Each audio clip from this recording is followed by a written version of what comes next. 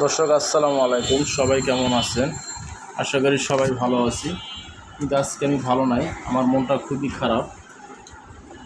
কারণ বাংলাদেশ 20 কোটি মানুষ, সবাই আওয়ামী লীগ বলে 20 কোটি জনগণ আমার পক্ষে, বিএনপি বলে 20 কোটি জনগণ আমার পক্ষে, জামাত বলে 20 কোটি জনগণ আমাদের পক্ষে, সবাই বলে।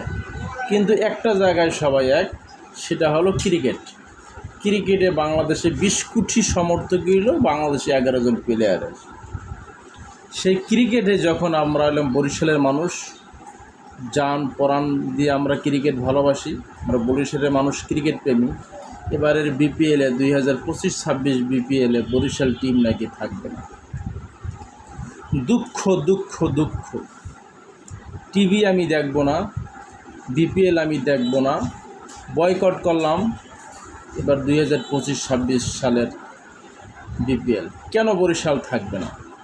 বরিশালের মালিক মিজানুর রহমান সাহেব ছিল, সে দুইবার টানা আমরা কাপ নিয়েছি। এর আগেও বরিশাল টিম ছিল এবং ভালো খেলছে, ফাইনাল খেলছি। কিন্তু এবার বরিশাল টিম থাকবে না, এটা ভাবতে আমাদের অবাক লাগে, কষ্ট লাগে, বেদনাদায়ক। গতকালকে রাত্রে আমি নিউজ দেখার পরে আমার ঘুম হয় নাই। এখন পর্যন্ত আমি কোনো চ্যানেলে আমি ঢুকে নিউজ দেখি নাই, পত্রিকায় কোনো নিউজ পড়তেছি না যে নতুন করে তার আসবে কিনা। দেখি তো খারাপ লাগছে। বিপিএল হবে বাংলাদেশে, সেখানে বরিশাল থাকবে না।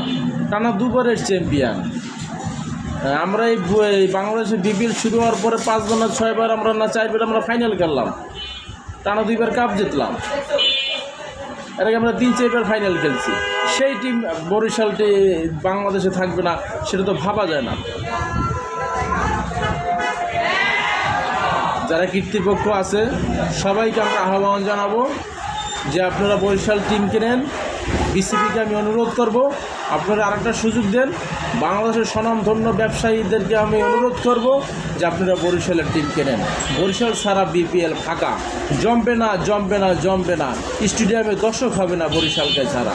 তাই বরিশাল যদি বিপিএল যদি মাতাইতে হয়, বিপিএল যদি বিশ্ববাসীর কাছে পৌঁছাই দিতে হয়, বিপিএলকে যদি ক্রিকেটের জনপ্রিয়তা বাড়াইতে হয়, তাহলে বরিশালকে লাগবে। বরিশাল ছাড়া বিপিএল জমবে না।